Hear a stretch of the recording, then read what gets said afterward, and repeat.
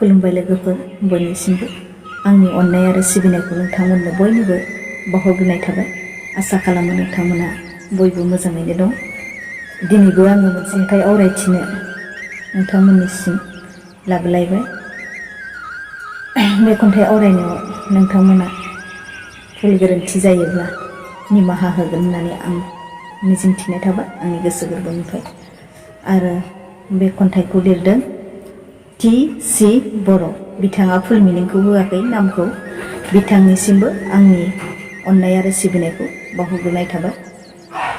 बिथांनि खन्थाइ फरायनायाव माबाफोर गोरोन्थि जायोब्ला निमाहा होनांगोन। आरो बिथांनि खन्थाइखौ फरायनानै आं मोजां मोनदों आरो आरोबाव बिथांनि खन्थाइखौ आं फरायबावनो मोनगोन होननानै मिजिंथिनाय थाबाय। आसा खालामो बिथाङा आंखौ गोरोन्थि भुल जायोबा निमाहा होगोन होननानै आं आसा खालामनाय थाबाय आंनि गोसो गोरबोनिफ्राय। बिदिबा आं खन्थाइखौ फरायनोसै।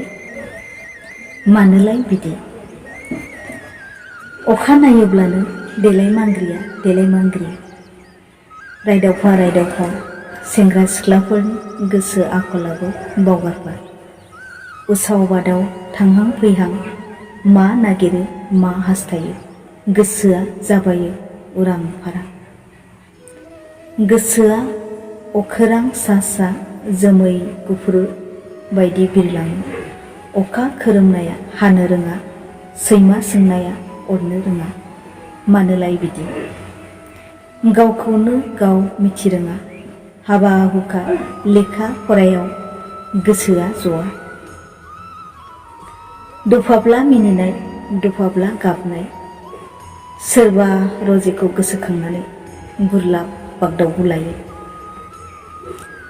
सारोन मोसौ बोरमा सेंग्राफोरा रदलाय गेसेरलाय हाबा हुखा संनाय खावनायाव, सिख्लाफोरा उदां बिलोआव रोनावनाय नाफोरबायदि आवा फावा। एसेनोसै।